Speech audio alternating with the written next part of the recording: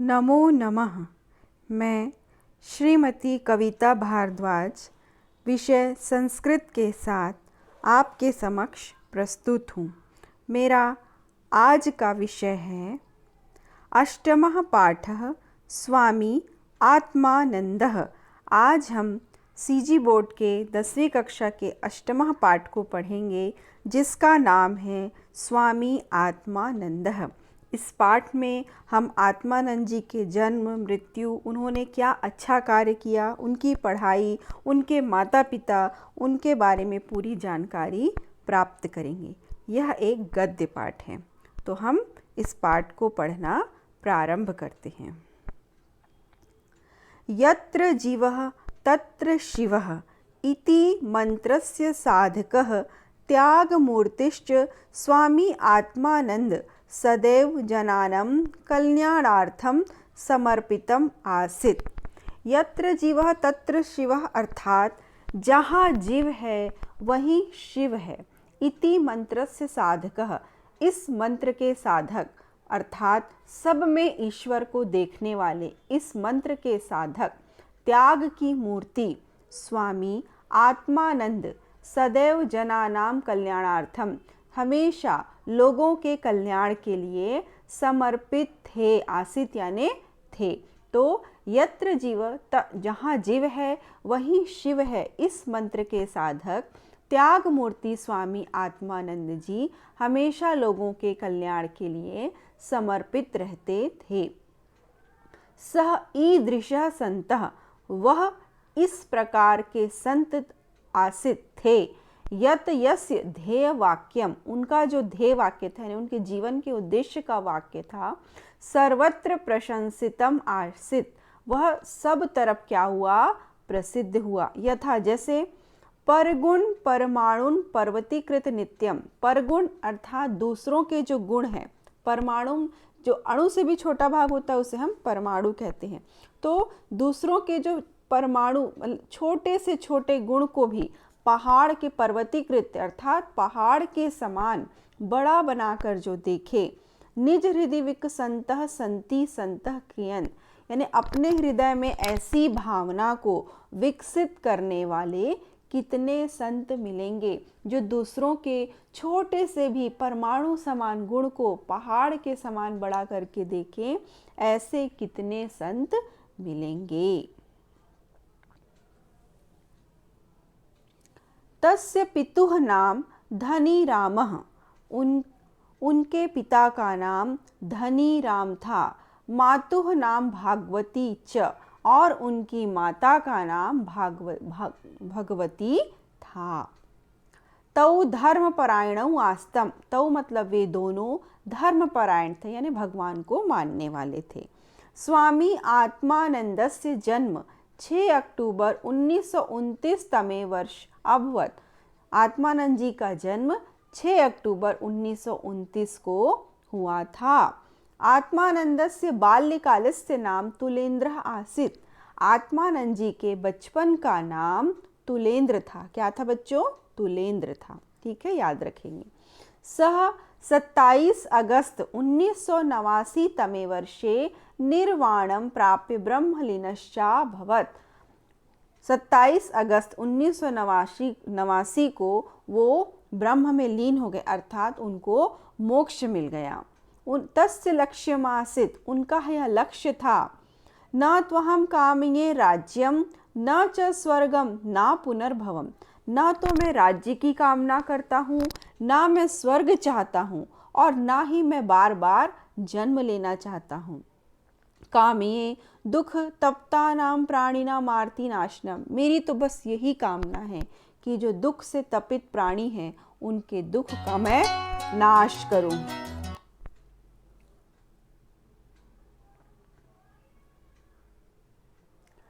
तस्यानुजाश्चपि तस्यानुकरणं कृतवन्तः, उनके जो अनुज थे उनका अनुकरण करते थे।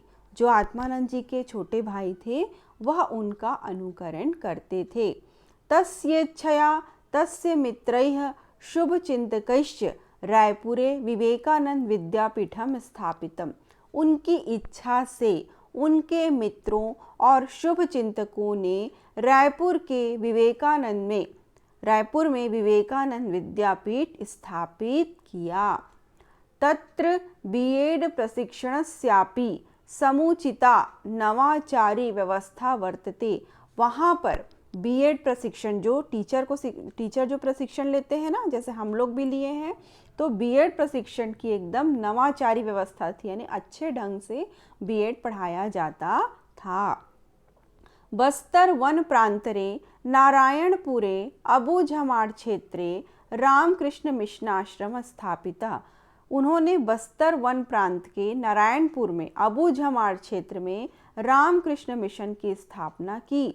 अस्य सचिवेन पूज्यपाद स्वामिना निखिलात्मानंद अपूर्वम नेतृत्व प्रदत्तम। इसके जो सचिव थे कौन?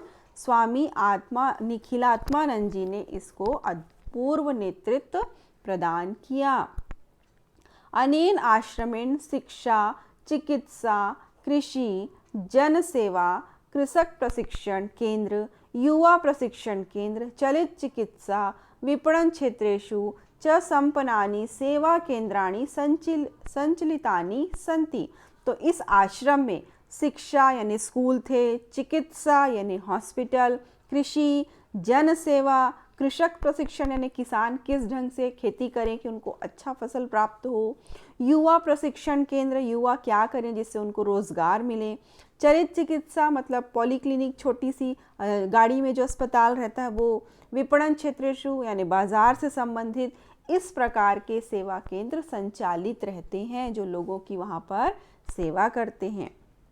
आध्यात्मिक क्षेत्रे अपि अस्य प्रयासः प्रशंसितः। और आध्यात्मिक क्षेत्र में भी इनका जो प्रयास है वह प्रशंसित है। स्वामी विवेकानंदः रायपुरे 2 वर्षपर्यन्तं समयं व्यतीतवान्। स्वामी विवेकानंद जी ने रायपुर में 2 वर्ष समय व्यतीत किया। एन इदम नगरम परिपूतं भवत्। और इससे जो यह नगर था वह परिपूत अर्थात पवित्र हो गया। उनके आने से जो रायपुर था वह पवित्र हो गया। स्वामी विवेकानंद जन शताब्दी वर्षे भव्य स्मारकम निर्मातुम। ठीक है, उनके जन्म शताब्दी यानी कि जब वो 100 वर्ष के हुए, उनकी मृत्यु हो चुकी थी, लेकिन जब उनका 100 वर्ष था तो एक भव्य स्मारक का निर्माण किया गया।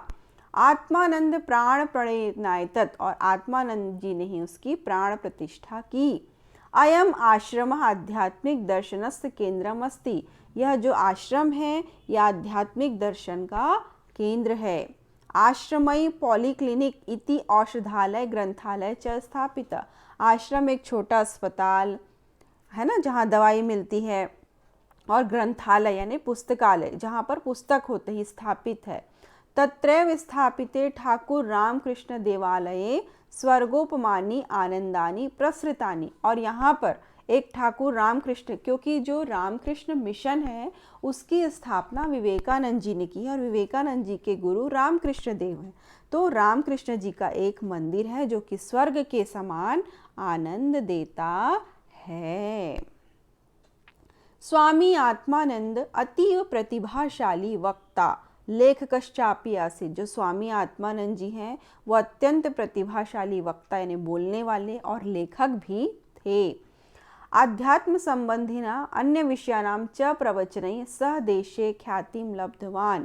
और आध्यात्म संबंधित विषयों में जो उन्होंने प्रवचन दिया वह देश में प्रसिद्ध हुआ।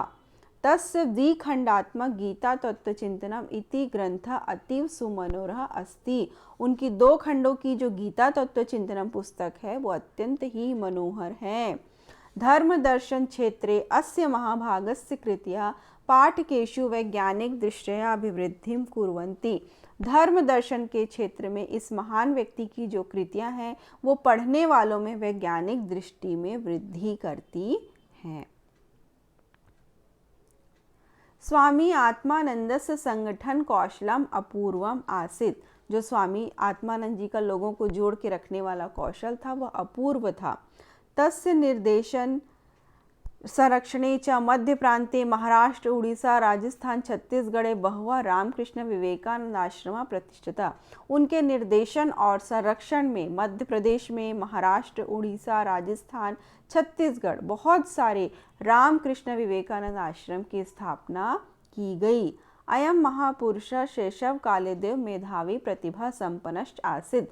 मतलब वो बचपन से ही, शैशव काल यानी बचपन से ही अत्यंत मेधावी और प्रतिभाशाली थे। सन 1938 तमे वर्षे अस्य पिता महात्मा गांधिना स्थापिते बुनियादी प्रशिक्षण विद्यालये वर्धायां शिक्षक रूपेण नियुक्त।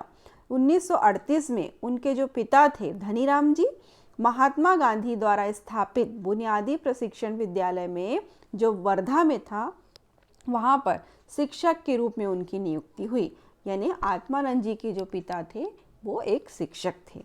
प्रति रविवारे पिता पुत्रौ गांधिना दर्शनार्थम सेवाश्रमम अगच्छताम। और उस समय गांधी जी थे तो जो पिता और पुत्र दोनों जी गांधी जी के दर्शन के लिए आश्रम जाते थे।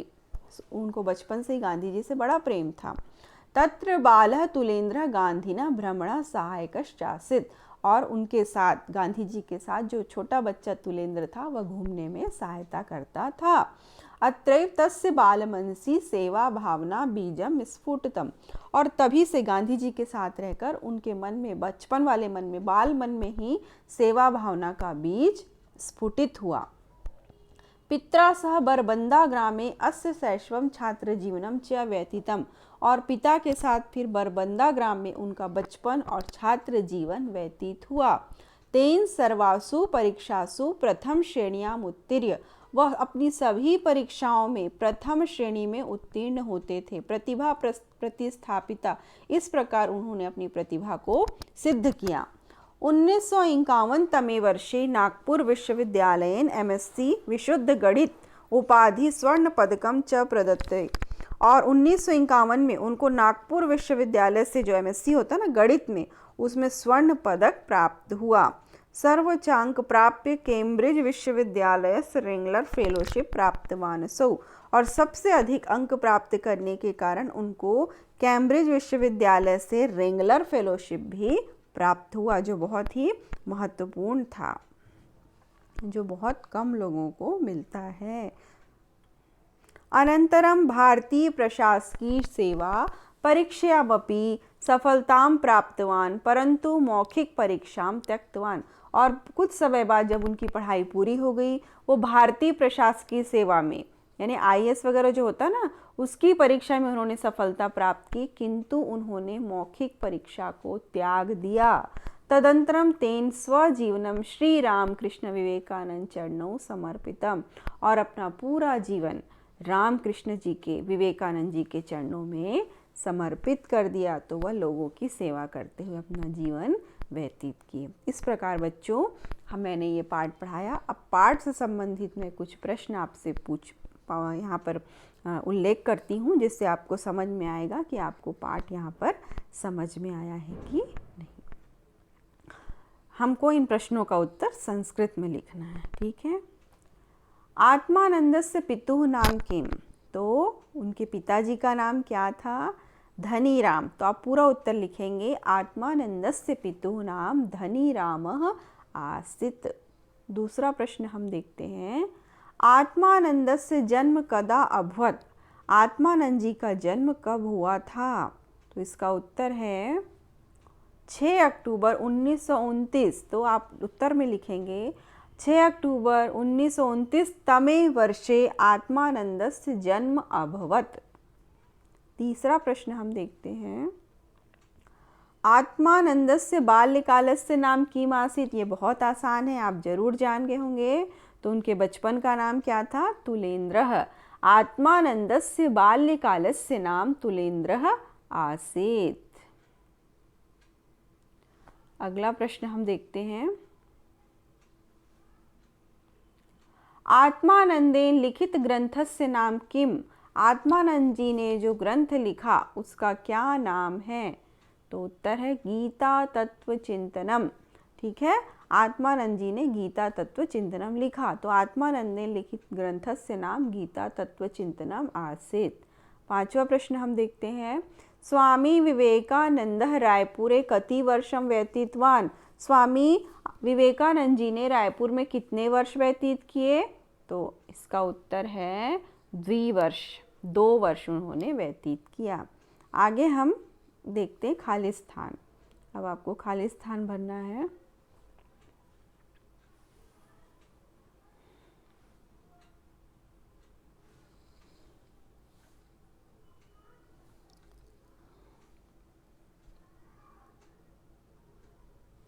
आत्मानंदस्य खाली स्थान सर्वत्र प्रशंसितम आसीत्। तो क्या आएगा बच्चों? आत्मानंदस्य ध्येय वाक्यम सर्वत्र प्रशंसितम आसीत्।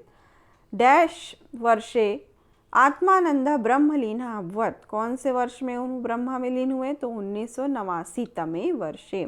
रायपुरे विवेकानंद विद्यापीठम स्थापितम। अपूर्वम नेतृत्व प्रदत्तम। और कैम्ब्रिज विश्वविद्यालय कौन सा स्कॉलरशिप दिया था? तो रेंगलर फेलोशिप। ठीक है बेटा, तो इस प्रकार आप लोगों को मैंने यह पाठ समझाया।